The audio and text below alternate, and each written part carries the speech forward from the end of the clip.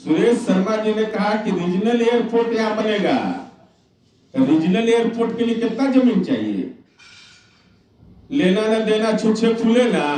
नमस्कार, मैं मनभूषण शर्मा और आप देख रहे हैं न्यूज फॉर नेशन। कल 5 नवंबर है। ऐसे में केंद्रीय गृह मंत्री अमित शाह का मुजफ्फरपुर के पताही हवाई अड्डा परिसर में एक रैली होना है। वही चुनाव का शंखनाद भी होना है, जिसको लेकर बीजेपी के तमाम नेताओं के द्वारा जो है तैयारी पूरी कर ली गई है। अब पताही हवाई अड्डे की मांग को लेकर जदयू जो है और बीजेपी आमने सामने हो गई है। जदयू द्वारा लगातार पताही हवाई अड्डे की मांग की जा रही है, वहीं इसको लेकर विरोध प्रदर्शन किया जा रहा है। वहीं आपको बता दें कि कल जहां जदयू की महानगर इकाई के द्वारा बीजेपी के सद्बुद्धि को लेकर हवन किया गया था, तो वहीं आज मुजफ्फरपुर पहुंचे थे जदयू के मुख्य प्रवक्ता नीरज कुमार, जिन्होंने नरेंद्र मोदी और केंद्रीय गृह मंत्री अमित शाह पर जमकर निशाना साधा। उन्होंने कहा कि बीजेपी गरीब लोगों को मूर्ख बनाने का काम करती है, आम लोगों को मूर्ख बनाने का काम करती है और सिर्फ गद्दी के लिए वह कुछ भी कर सकती है। साथ ही कई तरह के आरोप बीजेपी पर लगाए हैं। क्या कुछ कह रहे हैं पूरे मामले को लेकर जदयू के मुख्य प्रवक्ता नीरज कुमार, पहले आपको सुनाते हैं। मैं तो बता दिया आपको, ये तो सुरेश शर्मा जी वाला सुना दें। सुरेश, अरे भाई बता, तो बीजेपी में नहीं है क्या? चल गए क्या? दूसरा पार्टी में सुरेश शर्मा जी में है ना बीजेपी में, ये तो सुना देते हैं। सुरेश शर्मा जी ने कहा कि रीजनल एयरपोर्ट यहाँ बनेगा। तो रीजनल एयरपोर्ट के लिए कितना जमीन चाहिए? लेना ना देना छुच्छे फूले ना। जो जमीन है जानकारी नहीं था 2019 में। सुरेश शर्मा जी ने मंच पर कहा है, हमने मंच पर कहा आदरणीय प्रधानमंत्री जी ने, और प्रधानमंत्री जी ने चुनावी लाभ के लिए वही घोषणा कर दिया। तो 19 से लेकर 23 तक क्या कर रहे थे? अब बीच में सरकार में भी थे, भू राजस्व मंत्री यही के न थे। एक सवाल और है, आप लोग जिस समय मोदी में घोषणा हुआ था उस समय आप लोग सरकार में थे। बिल्कुल। तो क्या उस समय हुआ था, मतलब सरकार में थे तो? अरे हम तो कह रहे हैं कि जमीन उपलब्ध है। उड़ान नाम की एक योजना चलाया, तरह तरह का नाम बदलने में माहिर लोग सब। उसके लिए कोई जरूरत नहीं है। रीजनल एयरपोर्ट के लिए इतना जमीन पर्याप्त होता है। पूर्णिया में कौन कहा था कि चालू हो गया? कैसे गए लखीसराय में? सरकार दिए मेडिकल कॉलेज हम ही बना दिए, इंजीनियरिंग कॉलेज हम ही बना दिए। इसका मतलब अपनी उपलब्धि के पास कुछ नहीं रहती है, चुनावी लाभ के लिए कुछ भी बोल देते हैं। हम लोग अगर बोले कि हर घर बिजली पहुंचा देंगे तो पहुंचा दिए ना, इंजीनियरिंग कॉलेज खोलेंगे तो खोल दिए ना। हमने कहा कि एएनएम जीएनएम के लिए पढ़ाई की व्यवस्था करेंगे तो करवा दिया ना। कहा चमकी जैसे बुखार के लिए हम कार्य योजना विशेष बनाएंगे तो बना के दिखा दिया ना मुजफ्फरपुर में। तो हम लोग जो कहते हैं वो करते हैं। ये बेचारे जो कहते हैं वो भुला जाते हैं, फिर अगला बार जब मौका आता है तो फिर याद पड़ता है, इनको याद दिलाना पड़ता है इनको। बीजेपी के लिए तो प्रधानमंत्री नरेंद्र मोदी चेहरा है, लेकिन इंडिया गठबंधन के लिए कौन होगा प्रधानमंत्री चेहरा? अरे प्रधानमंत्री का चेहरा क्या चीज होता है? भाजपा का इसके पहले मोदी साहब वाला भाजपा वाला बोलता होगा, अटल अडवाणी जी वाला नहीं बोलता होगा। मालूम है सबको, इतिहास मालूम है। मोरारजी देसाई प्रधानमंत्री पद के उम्मीदवार घोषित थे, डॉक्टर मनमोहन सिंह घोषित थे, पीवी नरसिम्हा राव घोषित थे, चौधरी चरण सिंह घोषित थे। दर्जनों उदाहरण है। जिस सरकार में शामिल थे अटल जी और अडवाणी जी, अभी बेचारा मोदी साहब वाला भाजपा न है। मोदी जी के बारे में जानते हैं कि नहीं आप लोग? मोदी जी के बारे में जान जाइए। मोदी जी मोड़ घाची हैं। ये बताइए तो अपने बारे में कह दिया कि अति पिछड़ा है। उत्तर प्रदेश के कन्नौज में कह दिया कि अति पिछड़ा है। आपका इनका देखिए कार्यकर्ता सबको कितना झूठ बोलवा दिया कि वैश्य है, वैश्य है। अरे इनकी जाति मोड़ घाची है। जो 1931 में सामाजिक जनगणना और आर्थिक जनगणना 1931 में अंतिम हुआ। मोड़ घाची समुदाय अपने हिंदू घाची और मुस्लिम घाची होता है। गुजरात में हिंदू घाची में जो 6 अन्य उपजाति था, मोदी जी के पूर्वज उनके यहाँ खाना नहीं खाते थे, उनका छुआ हुआ नहीं खाते थे। राजपूत लोग वहां साक्षरता दर तो उस समय 15% था, पटेल लोग का 25% था, इनका 41% था। मुख्यमंत्री बन के हो गए बैकवर्ड, अब पटेल और राजपूत वहां हो गया फॉरवर्ड।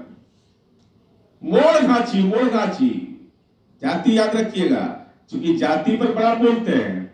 आज वो बोले हैं, मैं सुन रहा था, अमित शाह बोल रहे हैं कि जाति गणना से कोई परेशानी हमको नहीं है। अब प्रधानमंत्री जी बोल रहे हैं कि जाति के नाम पर बात करके लोग देश में जहर बोल रहे हैं। लाज नहीं लगा था बोलने में? अति पिछड़ा है कहीं? अति पिछड़ा बिहार छोड़कर कहीं है? तो कैसे बोल दिया उत्तर प्रदेश में कि हम पिछड़ा नहीं, अति पिछड़ा है? अरे बोलिए ना कि मोड़ घाची है।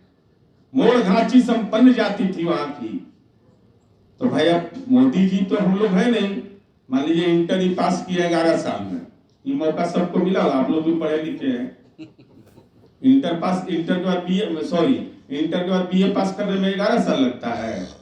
अब मोदी जी को लगा है 67 में किए इंटर और 78 में बीए किए हैं। तो सरस्वती माँ तो खोजिए रही होगी ना कि माँ क्या बेटा कर रहा है, 11 साल में तुम बीए पास करता है तो देश को कैसे चलाएगा तुम? तो क्या लगता है 2024 में अगर इंडिया गठबंधन की सरकार बनती है तो पता ही हवाई अड्डे को चालू किया जाएगा? हमारे नेता जो बोलते हैं सो करते हैं। हमने अगर कहा तो बताइए नहीं, लोग वोट के लिए निषाद जाति के बारे में क्या क्या बोला, मेरे पास दस्तावेज है, तो ये तो हम दिखा देते हैं आपको।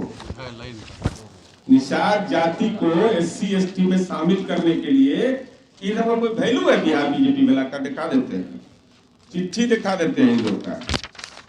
देखिए, गिरिराज सिंह जी चिट्ठी लिखे, रामविलास जी दुखद मौत उनकी हो गई, अर्जुन मुंडा लिखे, वीरेंद्र कुमार मंत्री लिखे, अर्जुन मुंडा लिखे।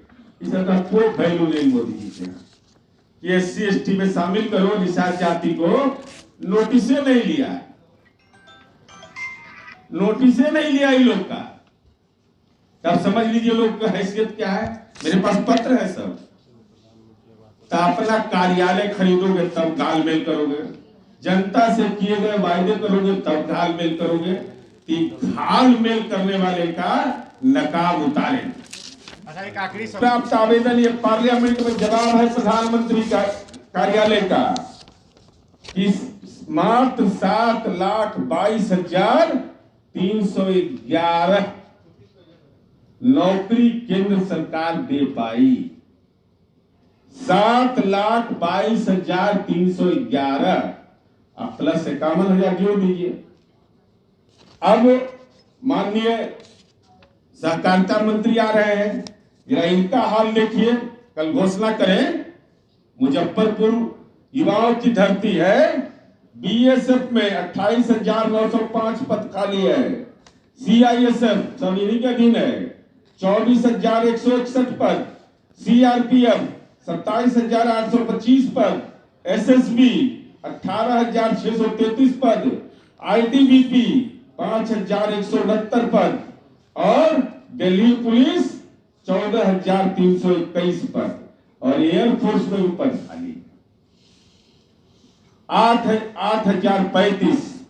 और अंतिम मेरा प्रश्न होगा सहकारिता मंत्री से कि देश के नौजवानों ने कौन सा गुनाह किया है कि अग्निवीर जैसा कॉन्ट्रेक्चुअल नौकरी आप दे रहे हैं, लेकिन देश के सरहद पर लड़ने वाला वो शहीद, वो माता पिता जो अपने कलेजे पर पत्थर रख के अपने बेटा को भेजता है अग्निवीर में, आखिर उसने क्या गुनाह किया कि आपने ऐसा नियम बना दिया कि अग्निवीर अगर उसके साथ कोई दुखद घटना हो जाएगी तो सरकार के चतुर्थ वर्गीय कर्मचारी परिचारी को तो अनुकंपा का लाभ मिलेगा, लेकिन अग्निवीर को अनुकंपा का लाभ नहीं।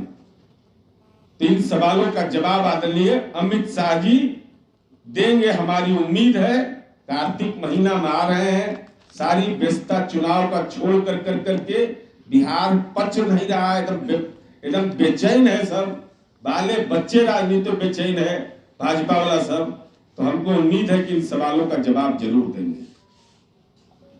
तो जैसा कि आपने सुना कि पूरे मामले को लेकर क्या कुछ कह रहे थे जदयू के मुख्य प्रवक्ता नीरज कुमार। वहीं आपको बता दें कि केंद्रीय गृह मंत्री अमित शाह का कल दौरा होना है, मुजफ्फरपुर में रैली होना है, जिसको लेकर तमाम तरह की तैयारियां जो है वो पूरी कर ली गई है।